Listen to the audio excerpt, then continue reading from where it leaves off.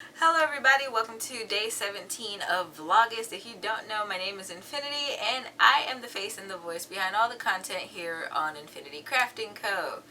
Today's topic is going to be about my favorite crocheting techniques. I don't have a whole lot of favorites, but there are a couple that I have fiddled with over the years that I do like more than others. So I'm going to dive into those. But before I do, I want to wish a super happy birthday to my little brother. He turned 14 today. He's getting old, but I am not. So I'm hoping that he is enjoying his celebration. I think my mom threw him like a 2-day birthday party, so he's probably over there loving it. Also, I am happy because I have sent out some happy mail today. A couple of different things. But I have here lately I've been having such an issue with like shipping. It's been ridiculous. Whenever I put in the pickup request, the post office is like, woo, okay, we'll send you a confirmation. Cool, like I normally do. And then for the last 4 pickups that I have scheduled, these people have not been picking up my packages. And at first I thought it was just like them not picking it up, but then come to find out after I asked a couple times, I had to actually chase down the mail person, like, hey, I need to ship this. It's probably like the crazy lady on the block. But anyway, and they were like, the post office never told them anything. And I was like, okay, but that was when our normal mail carrier was on vacation. So I was like, okay. Then he came back for like 2 days, and then now he's gone. And again, we had a new person to bring our mail the last time I sent something out. And he's like, oh, I don't know what's going on. I'm new. It's like my 3rd day. I'm like, oh my gosh, I'm not fussing or anything, but I was just wondering. So this time I put a nice friendly note on above my mailbox. Like, ours is attached to our house, so I have it taped to where they have to read it before they put my mail in the box today. Because the time before last, the mail carrier came to my house, they delivered the mail, they did not pick up my package, but they told the post office that they picked up my package. And I'm like, okay, why would you lie? But anyway, mini rant over. Today they will be reading a friendly note just so they can know to pick up my packages, so I can send out my happy mail. I'm super happy to be doing that. Alright, so now I'm gonna quit ranting and I'm gonna get into my favorite crochet techniques. So the first one on my list is actually a relatively new favorite. I started doing Tunisian crochet this year. Yeah, at the beginning of this year. And it's grown on me, honestly. I'd known how to do it beforehand, but then, getting more into it and doing tutorials for it, I'm like, this actually isn't bad. And for the most part, people say it's like a more advanced technique of regular crochet, which I guess that is correct, because it's kind of implementing in a way some of the techniques of knitting. You have Tunisian knit stitch and Tunisian purl stitch, but then you have the simple stitches. You just have a whole array of stitches that you can put together to create this knitted look for it. I'm currently making up a project. You guys can't see that, oh well. I'm currently making up a project for a future tutorial. I'll be doing the Tunisian basket weave stitch coming up soon. This is why I don't record with pink or red very often, because I have to have my camera on a special setting for it to pick up the stitches and make them bold enough for you guys to see. But I've been doing the Tunisian basket weave stitch, and I liked it so much I made my swatch wide enough for maybe a scarf or something.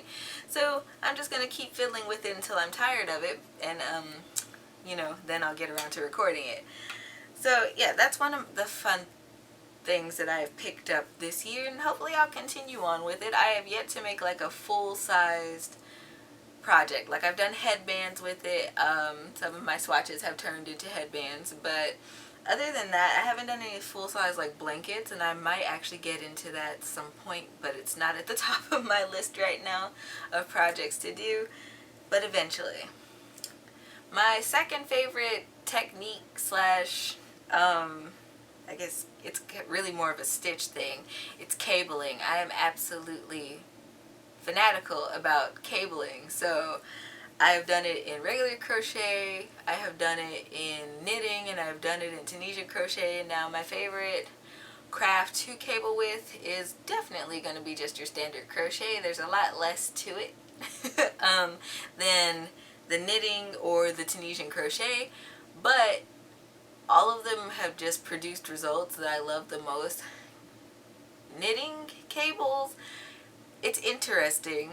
I still fiddle with it a little bit just to kind of get, just until I kind of get the results that I want from it, but for the most part I still like it. It's a little extra, like I said, hand maneuvering, but it can be fun. My third one, and I don't know if making shawls counts, so I'm going to say freeform knitting. So freeform knitting is basically where, you know, you can truly let your imagination take off, and the shape of your project, it just comes out as it is. So, you know, I guess it kind of goes hand in hand with designing things. I like designing shawls, so I know I need to make a triangle of some sort, so I guess maybe not. I don't know. You guys can let me know if that's considered freeforming or not. My fourth one is tapestry. So I'm going to say this is a favorite because I've put a lot of work into tapestry-like projects. I do a lot of intarsia things, or I have done a lot of intarsia type projects and color work projects over the years.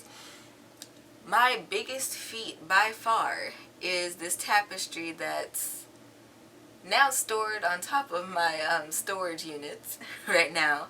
It is like 74.5 inches wide by 7 feet long. And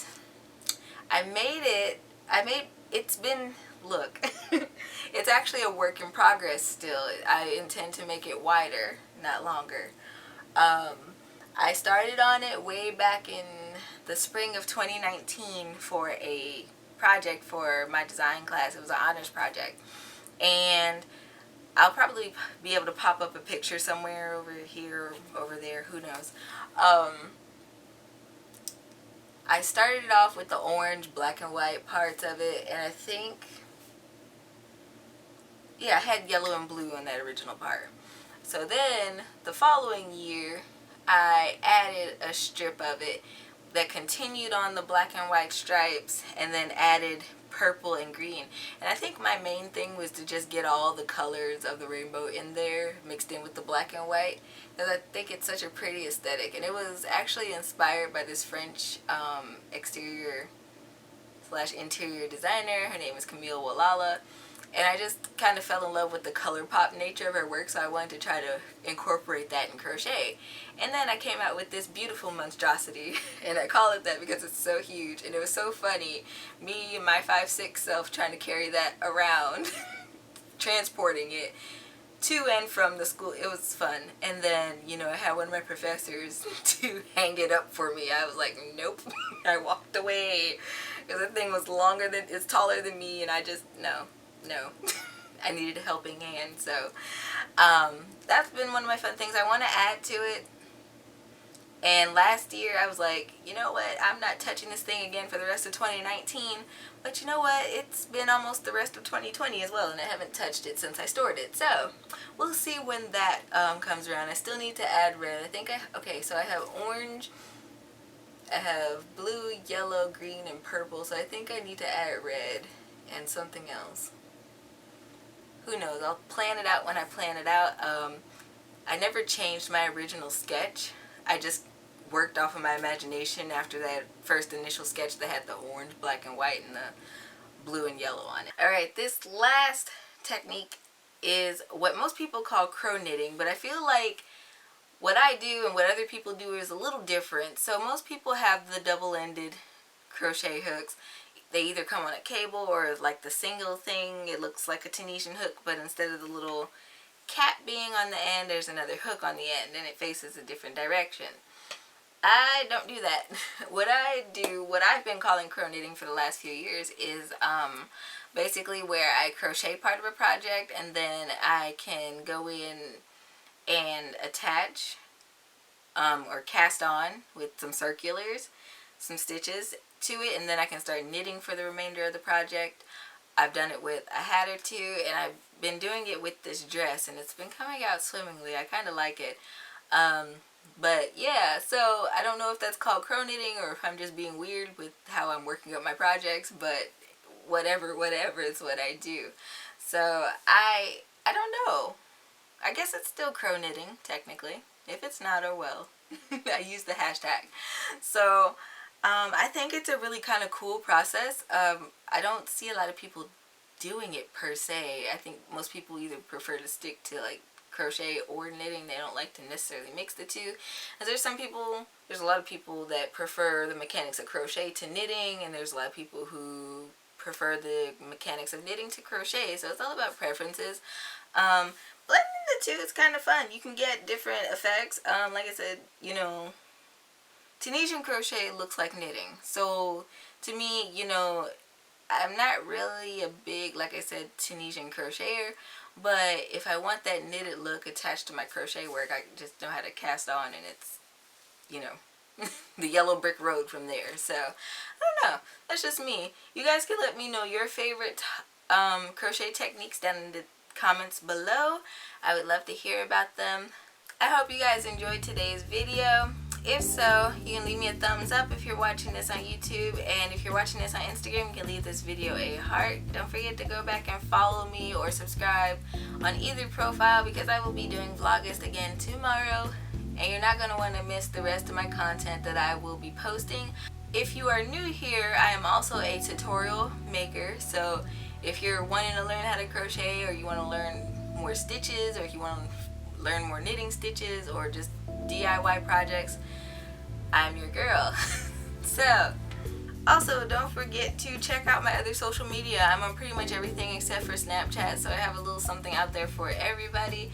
Here lately I have been more active on my new Instagram, which I am so happy that it is growing. It's growing relatively quickly. I just started it in the middle of July, and I'm already at like 119, 120 followers over there. So you guys can check that out for my whips and pattern announcements and other fun stuff regarding the channel. I'm also on Etsy, where I release my patterns and also some of my handmade items. And until tomorrow, guys, happy making.